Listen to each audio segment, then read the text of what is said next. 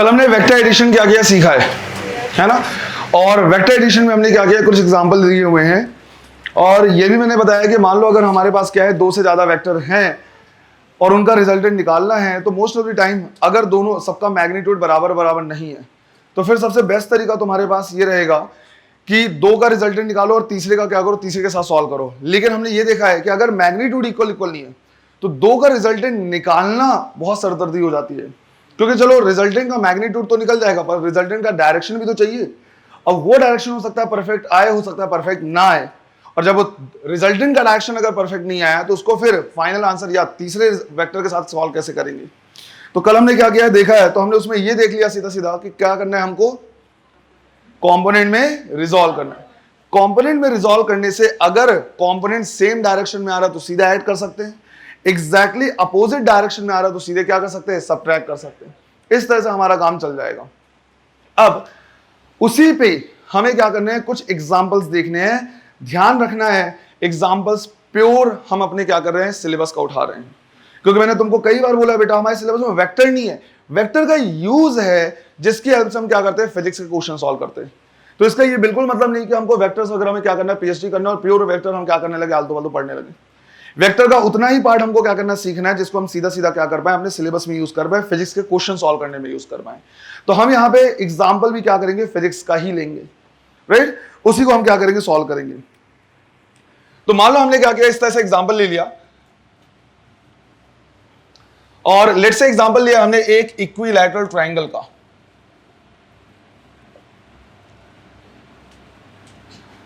हमारे पास यहां पे क्या है, एक इक्विलैटरल ट्रायंगल है और इसमें ये बोल दिया कि पूरे वर्टिसेस पे हमारे पास कितना है, क्यू चार्ज रखा हुआ है। जो साइड लेंथ है वो कितना है, लेट्स से एल। अब इनमें से कोई एक रैंडम चार्ज में उठा ले रहा है लेट्स से ये, और इसमें हमें क्या करना है, नेट फोर्स निकालना है। तो जिसपे हमने क्या किया, स्टार लगा दिया हुआ, ये समझना है मैग्नीट्यूड ऑफ क्यू है, बस स्टार लगा मतलब उस पर क्या करना है, तुमको नेट फोर्स निकालना है। तो जितने भी क्वेश्चन हम करने वाले हैं सारे इलेक्ट्रोस्टैटिक्स से ही क्या करो उठा रहे हैं। यही क्वेश्चन किस में आ सकते हैं, ग्रेविटेशन वाले चैप्टर में आ सकते हैं। यही क्वेश्चन किसी भी वेक्टर के लिए पूछा जा सकता है। इलेक्ट्रोस्टैटिक के क्वेश्चन उठाने का फायदा ये होता है कि यहाँ पे attractive as well as repulsive दोनों नेचर के फोर्स क्या हो सकते हैं, मिल सकते हैं, जिसकी वजह से डायरेक्शंस काफी सारे हो सकते हैं, वेरिएशन हमको मिल सकता है। इसलिए हमने यहाँ पे क्या किया, इस तरह से लिया है। तो क्वेश्चन जितने भी करने वाले हैं सारे क्वेश्चन सिमिलर ऐसे ही होने वाले हैं। Find the net force on charge Q, right, जिसमें स्टार लगा हुआ है उस पर क्या करना है, निकालना है, राइट। ट्राई करो, चलो निकालना है। अब इसमें फोर्स कौन कौन लगाएगा, एक ये वाला चार्ज, दूसरा ये वाला चार्ज, यही दोनों मिलकर इस पे क्या करेंगे, फोर्स लगाएंगे। अब अगर कुछ नहीं बोला हुआ है तो सारे चार्जेस को हम कैसा अज्यूम करेंगे, सिमिलर, राइट, कहीं पे नेगेटिव नहीं दिया हुआ है, मतलब सारे पॉजिटिव चार्ज। अगर पॉजिटिव चार्ज है इसका मतलब ये भी इसको क्या करेगा, रिपेल करेगा, और ये भी इसे क्या करेगा, रिपेल करेगा। अब रिपल्शन का डायरेक्शन जो होगा, फोर्स लगाने का जो डायरेक्शन होगा वो ये होगा, जो भी दोनों चार्ज को लाइन ज्वाइन कर रहे हैं उसी में। तो लेट्स से मैंने मान लिया कि ये जो चार्ज है इस पे फोर्स लगा रहा है कितना, एफ। एफ को मैंने कंसीडर किया है, आंसर एफ के टर्म में नहीं देना है, क्योंकि ध्यान दो क्वेश्चन में कहीं एफ नहीं दिया है, क्यू और एल दिया हुआ है। तो मैंने मान लिया कि फोर्स कितना लगा रहा है, एफ। तो जैसे मैंने अज्यूम किया है कि मैंने फोर्स माना है कितना, एफ, तुरंत एफ को क्या करना पड़ेगा, डिफाइन करना पड़ेगा कि एफ की वैल्यू कितनी। तो हम लिखेंगे के क्यू स्क्वायर, क्योंकि फॉर्मूला क्या होता है, के Q1 Q2 डिवाइड बाई इनके बीच का डिस्टेंस एल स्क्वायर। ये डिफाइन कर दिया।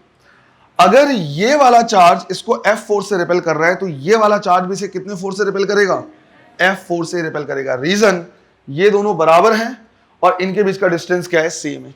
तो ये भी फोर्स कितने से लगाएगा, F से। अब यहां पे F फोर्स लग रहा है, F फोर्स लग रहा है, और इनके बीच का एंगल कितना है, राइट, 60 डिग्री है, क्योंकि बेटा ये इक्विलैटरल ट्रायंगल है, ये एंगल 60, तो ये एंगल कितना, 60। अब यहीं पे हमारा काम आएगा जो हमने क्या करा है, कल याद रखा हुआ है। अदरवाइज हमें सॉल्व करना पड़ता है a square plus b square plus 2ab cos 60 से, उतना करने की जरूरत नहीं। f और f 60 डिग्री पे, रिजल्टेंट √3f। तो मैंने बोला है हमारा थोड़ा मोड़ा टाइम जाना चाहिए जो फिजिक्स वाला पार्ट है, लेकिन मैथ्स वाले पार्ट को हम जितनी जल्दी सॉल्व करेंगे उतना टाइम हमारा क्या होगा, बचेगा। तो हम सीधा सीधा बोल सकते हैं कि भाई नेट फोर्स कितना हो जाएगा, √3f। कल हमने ये क्या किया, सीख लिया ऑलरेडी। और f की वैल्यू फाइनल क्या कर देना, पुट कर देना है। तो f की जगह पे क्या पुट करेंगे, k square by L square. Simple सा है। मान लो मैंने इस तरह का क्वेश्चन दिया कि मेरे पास क्या है, एक स्क्वायर है, मेरे पास क्या है, एक स्क्वायर है। यहां पे Q चार्ज है, यहां पे 2Q है, यहां पे 3Q है, यहां पे 4Q है, और सेंटर पे लेट से मैंने बोल दिया Q। इस पे मुझे क्या करना है, नेट फोर्स निकालना है, और स्क्वायर का जो साइड है वो क्या है, ए है। क्वेश्चन हमारा सेम यही है बेटा, राइट। क्वेश्चन यही लेके चलना है कि जितने क्वेश्चन अभी हम क्या कर रहे हैं, देख रहे हैं, वो यही है, find the net force on charge Q जिस पे स्टार लगा हुआ है। करो इसे, इसको नोट करो, इसे सॉल्व करो। इसमें सबसे पहले ये कंसीडर कर लो कि ये जो है इस पे फोर्स लगा रहा है लेट्स से कितना, F। अब जैसे ही तुमने F लिखा, तुम्हें F को डिफाइन करना पड़ेगा कि F की वैल्यू कितनी है। तो हम लिखेंगे F is equal to K, ये भी चार्ज Q है, ये भी Q है, तो कितना हो जाएगा, Q स्क्वायर डिवाइड बाई इनके बीच का डिस्टेंस, कितना, A बाई रूट 2। जिनको नहीं आ रहा समझ में, मान लो हमने क्या किया, स्क्वायर लिया है, ये साइड A है तो ये साइड भी कितना होगा, A, तो ये पूरा का पूरा साइड, राइट, एक तरीके से क्या है, पाइथागोरस थ्योरम लगा सकते हो। तो ये पूरा साइड कितना आ जाएगा, रूट 2A, राइट, पूरा साइड कितना आ जाएगा, रूट 2। ये डायगोनल पूरा इतना हो जाएगा, लेकिन हमें डायगोनल नहीं लेना है, डायगोनल यहां से सेंटर तक लेना है। तो ये इसका क्या हो जाएगा, हाफ, मतलब रूट 2A का हाफ करोगे तो कितना आएगा, ये A बाई रूट 2। अब दोबारा इसको बताने की जरूरत नहीं पड़नी चाहिए बेटा, ये सब ध्यान रखना है तुम्हें। तो यहां से ये जो डिस्टेंस हो गया वो कितना हो गया, A बाई रूट 2 का होल स्क्वायर। स्क्वायर होगा तो ये हो जाएगा कितना, 2KQ square by A square. ये हमने क्या कर दिया, फोर्स की वैल्यू डिफाइन कर दी। हम सॉल्व F से करेंगे, बट लास्ट में F की वैल्यू हमें क्या करना होगा, पुट करना होगा, क्योंकि क्वेश्चन में F थोड़ी ना दिया हुआ है। अगर ये वाला चार्ज इसको F फोर्स से रिपेल कर रहा है, तो ये वाला चार्ज कितने फोर्स से रिपेल करेगा, 2F से। क्यों, क्योंकि चार्ज की वैल्यू कितनी है, डबल है, और फोर्स दोनों चार्ज पे डिपेंड करता है। अगर ये 2F से रिपेल कर रहा है तो ये कितने से रिपेल करेगा, राइट, 3F से, राइट। तो ये रिपेल करेगा कितने से, 3F से, और ये रिपेल करेगा कितने से, 4F से, right. F 2F 3F 4F। अब समझो, ये अपोजिट डायरेक्शन में और ये अपोजिट डायरेक्शन में, जब तक सेम और अपोजिट डायरेक्शन है, सॉल्व करना क्या है, आसान है। तो मैंने बोला कि F फोर्स इधर है, 2F फोर्स इधर है, सॉरी, राइट, F फोर्स इधर है, ये कितना 2F, ये कितना 3F, और ये कितना 4F, राइट। तो 3F इधर लग रहा है, F इधर लग रहा है, नेट कितना बचेगा, 2F। तो इधर पे बचेगा कितना, 2F। इसी तरह से 2F इधर लग रहा है, 4F इधर लग रहा है, नेट कितना बचेगा, अगेन 2F इस डायरेक्शन में, राइट। दोनों के बीच का एंगल कितना, 90। तो जब इक्वल मैग्नीट्यूड वाले वेक्टर 90 डिग्री पे लगते हैं तो आंसर कितने टाइम्स हो जाता है, रूट 2 टाइम्स। F और F 90 डिग्री पे होते तो रूट 2F हो जाता, बट 2F और 2F 90 डिग्री पे तो रूट 2 टाइम्स ऑफ 2F होगा। अरे जितना भी है उसका रूट 2 करोगे ना, और नहीं समझ में आ रहा तो स्क्वायर करके ऐड कर लो, जैसा भी तुमने सीखा हुआ है। तो सीधा सीधा आंसर हम क्या लिखेंगे कि भाई नेट फोर्स हो जाएगा रूट 2 टाइम्स ऑफ 2F। इतना सॉल्व करने की जरूरत नहीं पड़ी, इतना सॉल्व किया हुआ मैंने कि भाई इक्वल इक्वल है, 90 डिग्री पे है, रूट 2 टाइम्स हो जाएगा, तो रूट 2 टाइम्स कर दिया 2F का। लेकिन फिर हमें F की वैल्यू पुट करनी पड़ेगी। तो F की वैल्यू कितनी है हमारे पास, 2KQ square by A square. तो टोटल आंसर कितना हो जाएगा, 4 root 2 KQ square by A square. ये हमारा आंसर होगा। आया समझ में, टूट पड़ो, बताओ। अगर ये A होता और ये A होता और 90 डिग्री पे लगता तो रिजल्टेंट कितना, कितना, रूट, हाँ रूट 2A। अब A की जगह पे क्या लिखा हुआ है, 2F, तो रूट 2 इंटू 2F।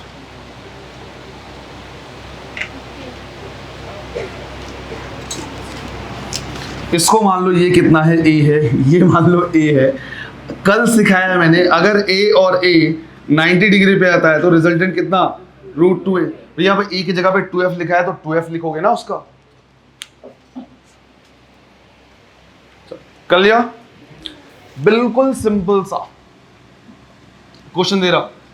वापस से हमारे पास क्या है, इसी टाइप का स्क्वायर है जिसका साइड है कितना, A।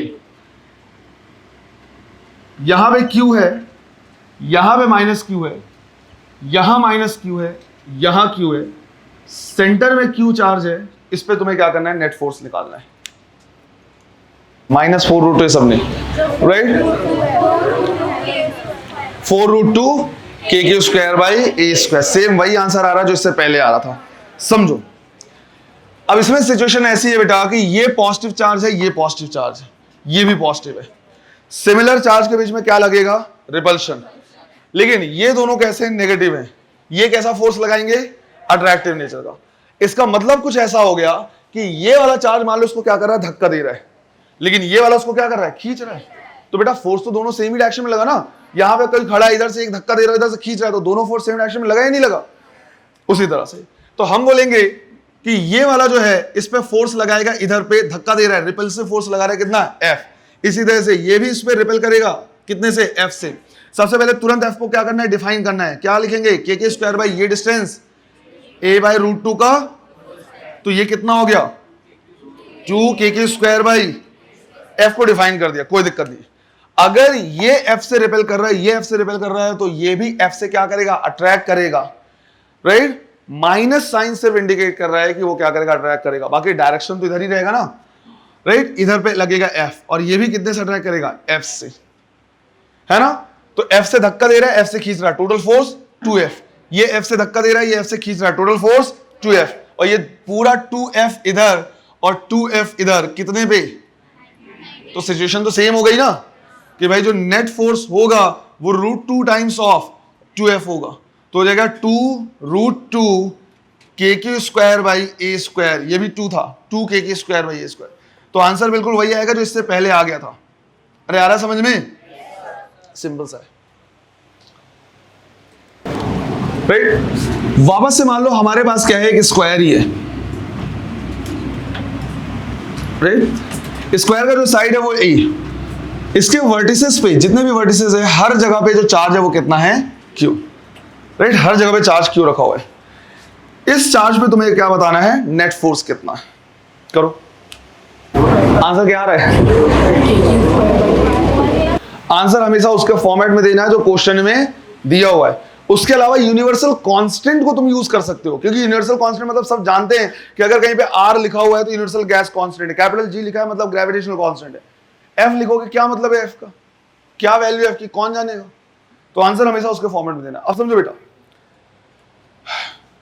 ये जो क्वेश्चन है एक्चुअली नीट में आया हुआ है, और सिर्फ इतना ही नहीं, एक स्टेप और आगे, राइट? सिर्फ इतना ही नहीं, पूरे जो नीट में क्वेश्चन आया हुआ उसका मैं सिर्फ अभी हाफ पार्ट करा रहा हूं। एक स्टेप आगे इसका जो पार्ट है वो नीट में ही आया हुआ है, इलेक्ट्रोस्टैटिक में। और एक चीज मैं बता दे रहा हूं, इलेक्ट्रोस्टैटिक से इजी क्वेश्चन जनरली नहीं आते हैं, ढंग के क्वेश्चन आते हैं। हाँ, वो तुमको थोड़ा आसान इसलिए लगता है क्योंकि 11वीं तुम्हारा होता है 0, अब उसके कंपैरिजन में 1 2 3 जो भी लेवल रहे वो अच्छा ही लेवल कहलाता है तुम्हारे हिसाब से, है ना? तो मुझे पता है इलेक्ट्रोस्टैटिक तुमको इजी लगता है ही नहीं लगता है, पर क्वेश्चन इलेक्ट्रोस्टैटिक से इजी नहीं, अच्छे ही क्वेश्चन आएंगे, राइट? जब एग्जाम दोगे तो उस टाइम पे तुमको समझ में आएगा। देखो बेटा, इस पे मुझे क्या करना है? फोर्स निकालना है। इस पे कौन कौन फोर्स लगाएगा? ये चार्ज और ये चार्ज, राइट? ये इसको रिपेल करेगा अलोंग द लाइन नीचे, मान लिया कितने से? F से। तुरंत F को हमें डिफाइन करना पड़ेगा। हम लिखेंगे F इज इक्वल टू के स्क्वायर डिवाइड बाई ये डिस्टेंस कितना है? A। तो A, अगर ये F फोर्स लगा रहा है तो ये भी इस पे कितना फोर्स लगाएगा? F फोर्स लगाएगा। क्यों? क्योंकि दोनों चार्ज सेम है और डिस्टेंस सेम है। बट ये वाला जो चार्ज है, ये जब फोर्स लगाएगा तो ये F नहीं लगाएगा, कुछ और लगाएगा। मान लिया कितना? F1 लगाएगा। क्यों? क्योंकि ये डिस्टेंस अब क्या है? अलग है। तो जितना फोर्स ये दोनों चार्ज लगा पा रहे हैं ये उतना नहीं लगाएगा, बल्कि उसके अलग लगाएगा। रीजन, ये डिस्टेंस A है, ये डिस्टेंस है, लेकिन ये टोटल डिस्टेंस कितना है? √2 है। अब मुझे F1 को भी डिफाइन करना पड़ेगा। मैं लिखूंगा के स्क्वायर डिवाइड बाई √2A का होल स्क्वायर विच इज के स्क्वायर बाई 2A स्क्वायर। अब मेरे पास तीन फोर्स हैं, F, F and F1।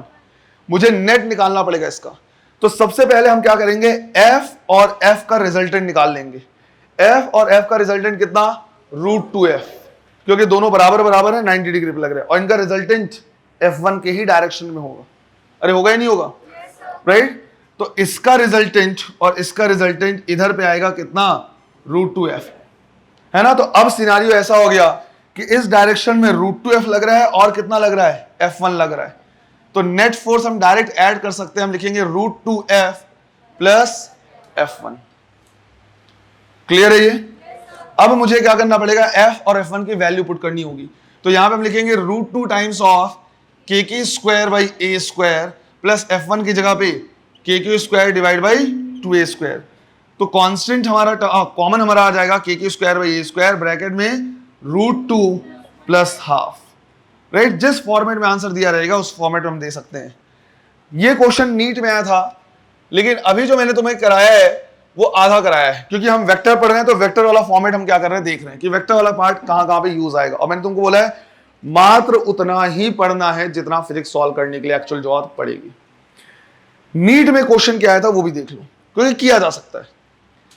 NEET में क्वेश्चन आया था कि सेंटर पे टोटल कितना चार्ज हम रखें कि ये पूरा सिस्टम इक्विलिब्रियम में आ जाए।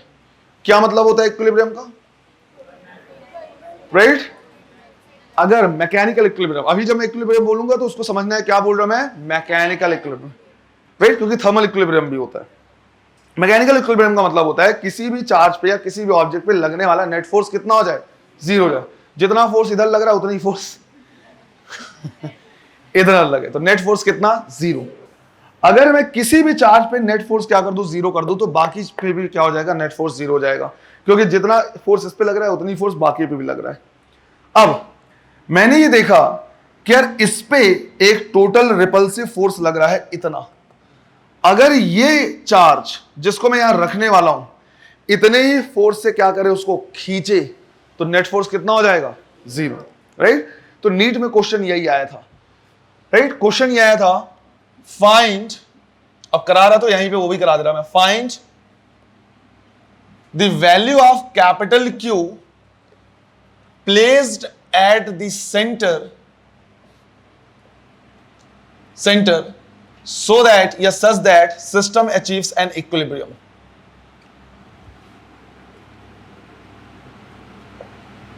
Right, system remains in equilibrium, achieves an equilibrium। तो हम सीधा सीधा बोलेंगे कि भाई किसी भी चार्ज पे जितना रिपल्सिव फोर्स लग रहा है, अगर ये उतना ही अट्रैक्टिव फोर्स लगा दे तो नेट फोर्स 0 हो जाएगा। मतलब क्या हो जाएगा, इक्विलिब्रियम पे। तो हम यहां पे लिखेंगे force due to capital Q should be equal to net force, जितना भी नेट फोर्स होगा। एक साइन का हमको क्या करना है, ध्यान रखना है। अभी मैं साइन वाला पॉइंट पार्ट नहीं बता रहा, सिर्फ डायरेक्ट बता रहा। एक साइन का भी ध्यान रखना, अभी ध्यान देंगे। तो अब ये कैपिटल Q इस पे फोर्स कितना लगाएगा, K capital Q small q divide by यहां से लेके यहां तक का डिस्टेंस कितना है, a/√2। तो हमने लिखा a/√2 का होल स्क्वायर। नेट फोर्स कितना लग रहा है, ये देखो इधर लिखा हुआ है KQ² by a²√2 plus half.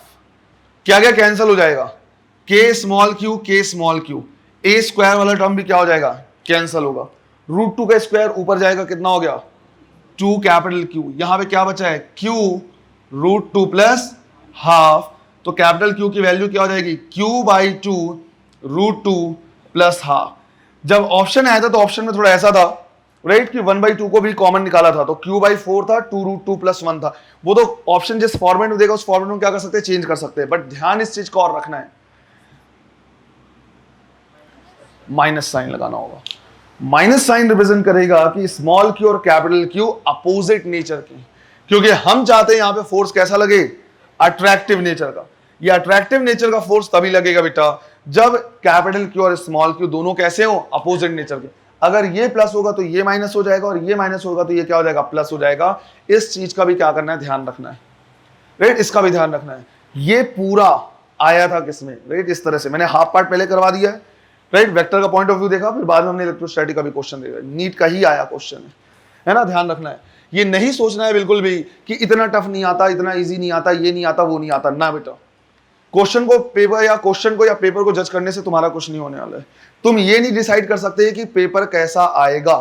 तुम्हें बस ध्यान रखना है कि एक लेवल का पेपर क्या करना है, सॉल्व करना है, एक लेवल का क्वेश्चन सॉल्व करना है। और इसीलिए तुमको रिकमेंड किया जाता है कि हमेशा PYQ सॉल्व करो। जब पिछले 30 साल, 35 साल, 40 साल के क्वेश्चन जब तुम सॉल्व करते हो तो उससे एक आइडिया लग जाता है कि किस रेंज का क्वेश्चन आता है। कभी इजी क्वेश्चन भी होते हैं, कभी टफ होते हैं, तो एक रेंज होता है, उससे नीचे का सॉल्व नहीं करना है, उससे हाई फाई सॉल्व करने की जरूरत नहीं है। ये नहीं कि बिल्कुल एडवांस के क्वेश्चन नीट के लिए तुम क्या करो, लेके बैठ गए और 3 पेज में सॉल्व कर रहे हो। बेटा उतना टाइम नहीं रहता, एक लेवल का ही क्वेश्चन क्या करना है, सॉल्व करना है। और ये बिल्कुल जज नहीं करना है कि इस बार इजी आया था तो अगले बार टफ आएगा, इस बार इजी आया था तो अगले बार भी इजी आएगा। ये जो कुछ लोग बता लेते हैं ना अरे सर इतना इजी थोड़ी ना आता है या इतना टफ थोड़ी ना आता है, ऐसा कुछ नहीं है बेटा। एक रेंज सॉल्व करना है। इस बार इजी आता तो अगले बार टफ आएगा, बोल सकते हो क्या तुम? इस बार इजी आया तो अगले बार भी इजी आएगा, ऐसा बोल सकते हो क्या? कुछ भी हो सकता है, 50% चांसेस है, सीधे से बात है। अगर मान लो एक कॉइन को हम क्या कर रहे हैं, उछाल रहे हैं, हेड आने के चांस और टेल आने के चांस कितने हैं? 50-50%। अब मान लो इस बार हेड आ गया, 50% चांस होगा, तो क्या अगले बार टेल आएगा? जरूरी क्या? अगले बार भी क्या आ सकता है? 10 बार हेड आया है तो अगले बार भी हेड आएगा, जरूरी क्या? 10 बार हेड आया तो अगली बार टेल आएगा। चीजें समझ रहे हो, राइट? क्वेश्चन लेवल का सॉल्व करते रहना, जज नहीं करना उसमें कि क्या आता है क्या नहीं आता। अरे हो सकता है तुम्हारे लिए टफ है, क्वेश्चन एक्चुअली इजी है। क्लियर है? नोट करो जल्दी। तुमने क्या किया, माइनस साइन लगाया है। तुम चाहो तो वहां पे इसको लिख सकते हो कि जो माइनस साइन है वो क्या इंडिकेट करता है कि जो दोनों चार्ज हैं वो कैसे होने चाहिए, अपोजिट नेचर का, है ना? तो जहां पे तुमने लिखा है वहां पे तुम इसको नोट भी कर सकते हो कि माइनस साइन इंडिकेट करता है कि दोनों चार्ज अपोजिट नेचर का होना चाहिए। और ये क्वेश्चन कहां का है? इलेक्ट्रोस्टैटिक का है।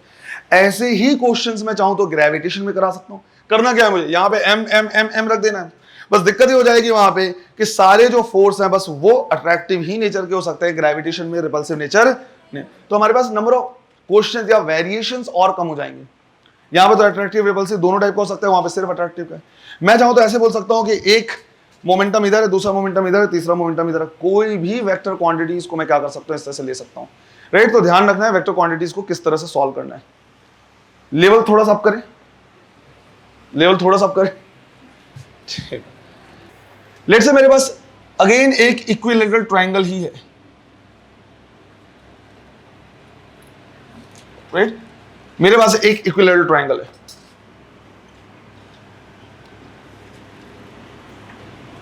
इस इक्विलैटरल ट्रायंगल का जो साइड है वो है कितना है? डी है।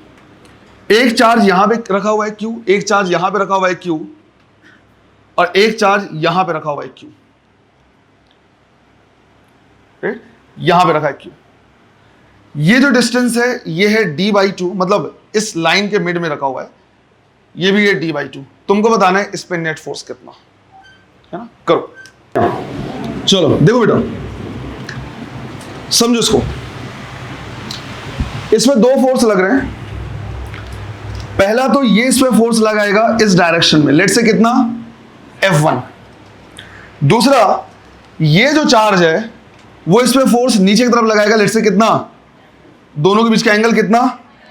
90 डिग्री। दोनों को अलग अलग कंसीडर किया हुआ है। अलग अलग क्यों कंसीडर किया हुआ है? क्योंकि ये डिस्टेंस और ये डिस्टेंस क्या है? अलग अलग है। अब जैसे मैंने F1 और F2 डिफाइन कर दिया, मुझे इसकी वैल्यू निकालनी पड़ेगी ना, राइट? F1 और F2 की। तो F1 F2 की वैल्यू अगर हम क्या करें निकालें, तो हम लिखेंगे F1 is equal to KQ² divide by इनके बीच का डिस्टेंस d/2। तो हमने लिखा d/2 का होल स्क्वायर, तो कितना आ गया ये? 4KQ² by equation number 1। फिर मुझे निकालना पड़ेगा क्या? F2 KQ² डिवाइड बाई इनके बीच का डिस्टेंस। क्या ये भी d होगा क्या? नहीं। इस राइट एंगल ट्रायंगल में देखो बेटा, ये एंगल कितना? 60 है, ये कितना है? d। अब हमें पता है कि ये वाला कंपोनेंट कॉस कंपोनेंट होता है, दैट इज d cos 60, जो कि d/2 आ गया। ये क्या होगा, राइट? ये वाला जो साइड हो क्या हो जाएगा? d sin 60, और sin 60 √3/2, तो √3 d/2। तो ये वाला जो साइड होगा वो इतना होगा। मुझे पता तुमने पाइथागोरस से निकाला, राइट? कोई दिक्कत नहीं, राइट? d² माइनस d/2 का होल स्क्वायर वैसे भी आ जाएगा, वो तो सिंपल है। उसको यूज करो बेटा साइन और कॉस को, है ना? तो ये आ गया हमारे पास। तो हम क्या लिखेंगे? KQ² डिवाइड बाई ये डिस्टेंस कितना है? √3 d/2 का होल स्क्वायर। कितना हो जाएगा ये? 4KQ² divide by 3d²। Equation number 2। दो फोर्स अलग अलग दिख रहे हैं मुझे, 90 डिग्री का क्या है? एंगल है। रिजल्टेंट क्या आ जाएगा बेटा? राइट? रिजल्टेंट क्या आ जाएगा? √F1² प्लस F2², क्योंकि +2 F1 F2 cos थीटा वाला टर्म तो 0 हो जाएगा।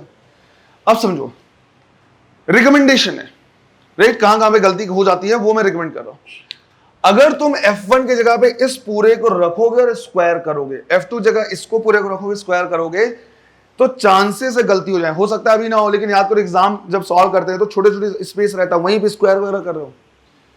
तो जब तुम यहां पे ऑलरेडी स्क्वायर है, उसका स्क्वायर करोगे, राइट? इन सब का स्क्वायर करोगे, फिर कुछ कॉमन निकालोगे, तो एक चांसेस रहते हैं जहां पे तुम क्या करते हो? गलत कर देते हो। राइट, जिसको तुम सिली मिस्टेक कहते हो। अबे मिस्टेक सिली या इंटेलिजेंट नहीं होते, मिस्टेक ही होता है ना। तो एक चांसेस हो जाते हैं कि गलत करने के, तो चांस इसको कैसे अवॉइड करना है, जितना स्मॉल टर्म यहां पे स्क्वायर वगैरह करोगे, राइट, आंसर आने के चांसेस उतने ज्यादा रहेंगे। तो सिंपल करो क्या, तुम इस पूरे को कंसिडर कर लो कितना, f 4k² को f कंसिडर कर लो, लास्ट में हम पुट कर देंगे। तो यहां पे क्या है, 4k² डिवाइड बाई 3d², ये वाला टर्म भी क्या कहलाएगा, f। तो टोटल क्या आ गया, f/3। अरे यार समझ में, 4k² को हमने f कंसिडर कर लिया है, तो ये क्या आ जाएगा, f/3। इसके फॉर्म में, इस फॉर्मेट में सॉल्व करो, राइट। यहां पे लगा हमने क्या, f², यहां पे क्या रखा, f/3 का होल स्क्वायर, तो f²/9, तो टोटल हो गया कितना, 10f²/9। तो सॉल्व करने पे आएगा क्या, √10 divide by 3 multiplied by f, और f की जगह पे वापस पुट कर दो, क्या लिखेंगे, 4k² तो आंसर आ गया 4√10 k² डिवाइड बाई 3d²। बहुत ज्यादा टाइम नहीं लगा, राइट, गलत काम करने के चांसेस भी हमारे कम हो गए। अरे आया समझ में, राइट। तो वेक्टर में तो हम कितना भी पढ़ सकते हैं बेटा, कोई दिक्कत नहीं, लेकिन उन पॉइंट्स पे ज्यादा कॉन्सेंट्रेट करना है जिनको हम डायरेक्टली यूज कर रहे हैं फिजिक्स के प्रॉब्लम्स को सॉल्व करने में। मैंने जनरली देखा है कि जब भी वेक्टर पढ़ाया जाता है, ये दाएं बाएं बिल्कुल इधर उधर पढ़ा देते हैं। मैं बोल रहा हूं अभी बहुत सारी चीजें जो मैं पढ़ा सकता हूं उनको, कैसे, ये ए वेक्टर है, राइट, ऐसे क्वेश्चन है, ये ए वेक्टर है और ये बी वेक्टर है, एक तीसरा वेक्टर फाइंड आउट करो जिसमें मैग्नीट्यूड तो किसका हो, ए का, पर डायरेक्शन किसका हो, बी का। अब ये बताओ, क्वेश्चन वेक्टर का है नो डाउट, इसको फिजिक्स में कहां सॉल्व करना है। तो वेक्टर पढ़ाते समय इस तरह के क्वेश्चन मॉड्यूल्स वगैरह में रहेंगे, क्वेश्चन में इधर आए, पर मेन फिजिक्स के एग्जाम में ऐसा नहीं आएगा बेटा। फिजिक्स में खुद सिलेबस है जिसको तुम क्या कर सकते हो, पढ़ सकते हो, ऐसा नहीं कि बहुत टफ है। ये ए वेक्टर है, ये बी वेक्टर है, तीसरा वेक्टर फाइंड आउट करो जिसमें मैग्नीट्यूड तो किसका रहे, ए का, डायरेक्शन किसका रहे, बी का। क्या कर नहीं सकते, हमें पता है एक वेक्टर किससे मिलकर बना हुआ है, मैग्नीट्यूड एंड डायरेक्शन से। क्या इस वेक्टर का मैग्नीट्यूड नहीं निकाल सकता मैं, 3i plus j minus k दे दूं तो √3² प्लस 1² प्लस 1² हो जाएगा। और इसका डायरेक्शन चाहिए, डायरेक्शन किससे निकालते हैं, यूनिट वेक्टर से। क्या मैं एक वेक्टर का यूनिट वेक्टर नहीं निकाल सकता, निकाल सकता हूं, राइट। उस वेक्टर को डिवाइड कर दे किससे, उसके मैग्नीट्यूड से, दोनों को मल्टीप्लाई कर दो, इसका मैग्नीट्यूड इसका यूनिट वेक्टर। करने को तो आलतू खूब सारे कर सकते हैं, कई क्वेश्चन देते हैं, right. Projection word term use करेगा, ये ए वेक्टर है, इसका प्रोजेक्शन निकालो बी पे, अबे कुछ नहीं, cos थीटा कंपोनेंट होता है, अभी आ जाएंगे। बट ये क्वेश्चंस वेक्टर के जरूर हैं, पर क्या इसको हम फिजिक्स में कहीं पे सॉल्व कर रहे हैं, डायरेक्ट यूज कर रहे हैं, नहीं। तो मैंने देखा जनरली वेक्टर पढ़ाते समय खूब सारे दाएं बाएं ये वो खूब सारे क्वेश्चन करा देते हैं। मेरा पढ़ाने को मैं पढ़ा सकता हूं, पर मेरा कहना यह है कि वेक्टर की स्टडी को उतने में ही रेस्ट्रिक्ट करें, हम उतने में एक्सपर्टीज रखें जिसको हम डायरेक्ट क्या करने वाले, फिजिक्स में यूज करने वाले। सारे एग्जाम्पल फिजिक्स के लिए नहीं लिए, ग्राफ पढ़ा है, ग्राफ पढ़ने को कितना भी पढ़ सकते हैं, लेकिन वहां पे भी उतनी पढ़ा हमने, और एग्जाम्पल सारे किसके लिए, फिजिक्स के लिए। इंटीग्रेशन में सारे एग्जाम्पल फिजिक्स के लिए नहीं लिए। हाँ, शुरू में हो सकता है आधे घंटे 1 घंटे या पहला लेक्चर समझने के लिए हमको नॉर्मल समझना पड़े, पर एग्जाम्पल्स हमेशा क्या करना है, फिजिक्स में लेना है, क्योंकि पढ़ बेसिक मैथ्स जरूर है, पर यूज उतना करना है जितना फिजिक्स में है।